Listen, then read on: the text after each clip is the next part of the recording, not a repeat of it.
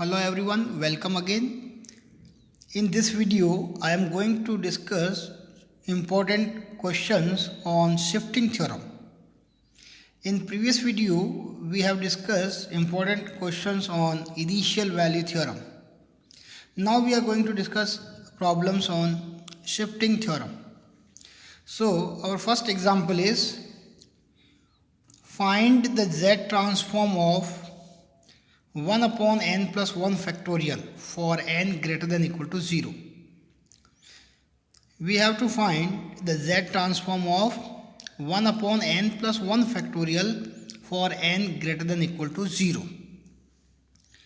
So let un is 1 upon n factorial. Suppose un sequence is 1 upon n factorial. Then it is clear that un plus 1 is what? 1 upon n plus 1 factorial, for which we have to find the Z transform. So first we find the Z transform of the sequence un, and then by using shifting to left property we find Z transform of un plus 1, that is 1 upon n plus 1 factorial. So first we find Z transform of the sequence un.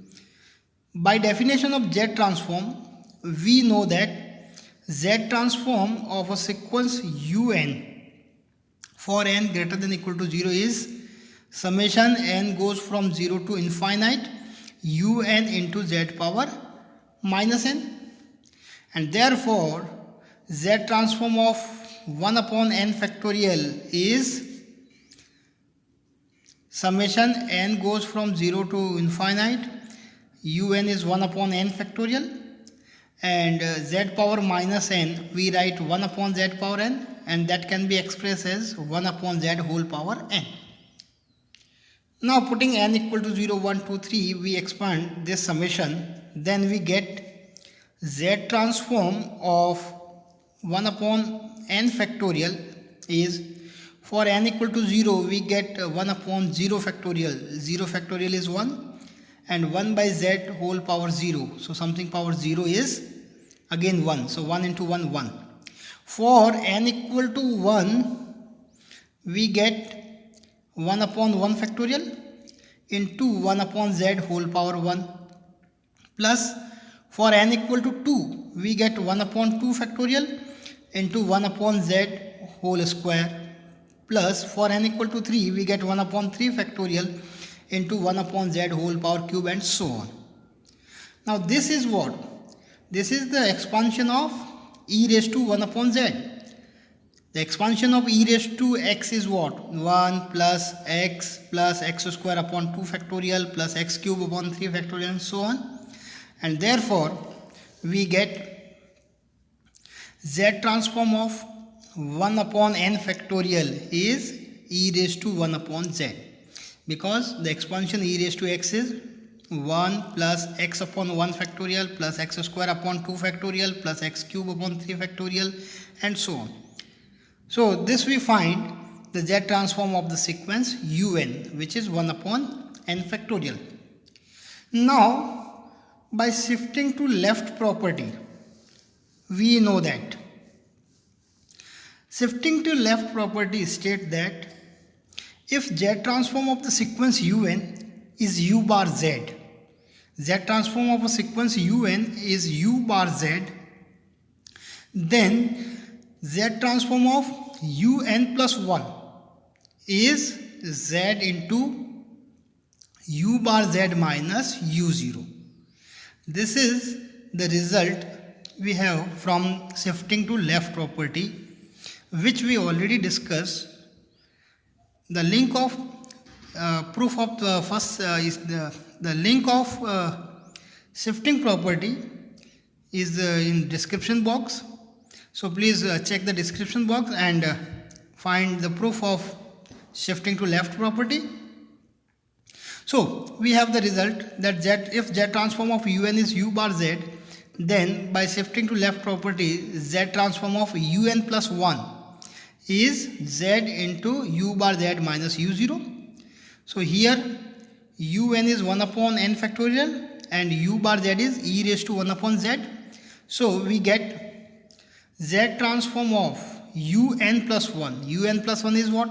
1 upon n factorial, n plus 1 factorial is equal to z into u bar z. U bar z is e raised to 1 upon z minus u0, because un is 1 upon n factorial. So u0 is 1 upon 0 factorial, and 0 factorial is 1, and therefore we have 1. So this is the value of u0, and this is the z transform of 1 upon n plus 1 factorial. So we apply here shifting property to find the z transform. Similarly, we can find the z transform of 1 upon n plus 2 factorial, as by shifting property we have z transform of un plus 2 is z square into u bar z minus u0 minus u1 by z. So applying this result of shifting to left property, we get the z transform of 1 upon n plus 2 factorial is z square into e raised to 1 upon z minus u0 is 1 minus u1 is 1, so 1 upon z.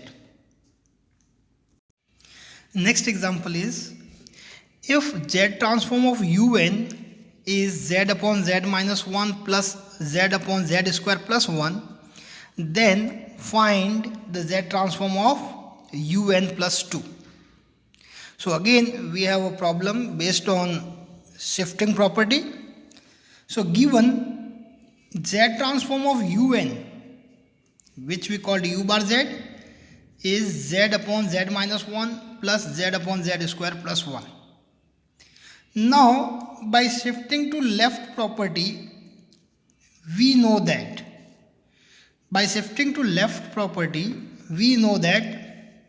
if z transform of a sequence un is u bar z, then shifting to left property state that z transform of un plus 2 is z square multiplied by u bar z minus u0 minus u1 by z.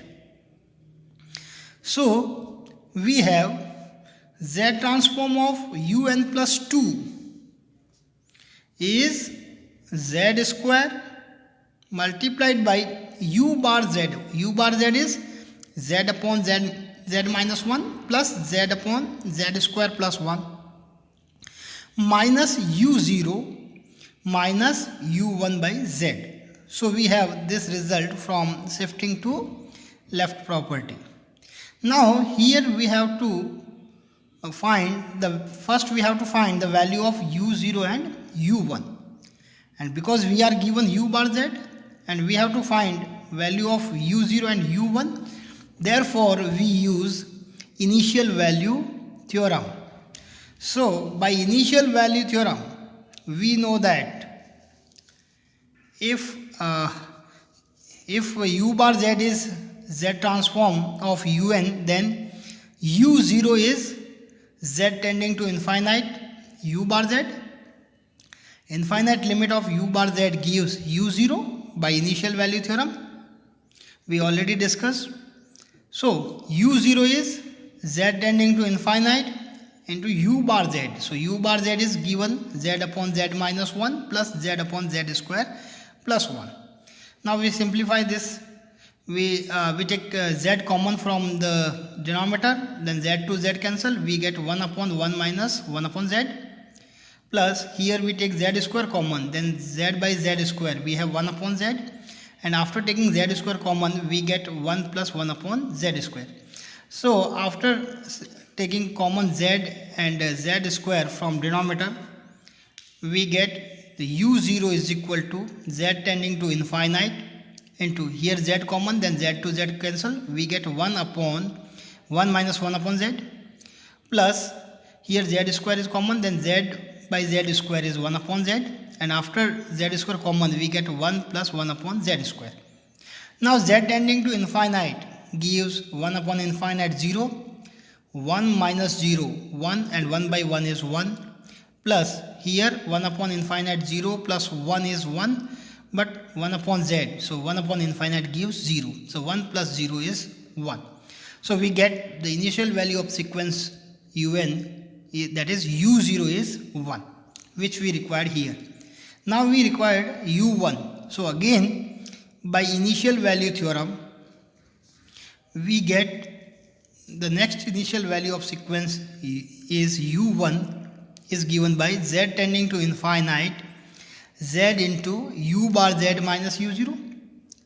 So we have u1 is equal to z tending to infinite z multiplied by u bar z is z upon z minus 1 plus z upon z square plus 1 minus u0 we already find 1.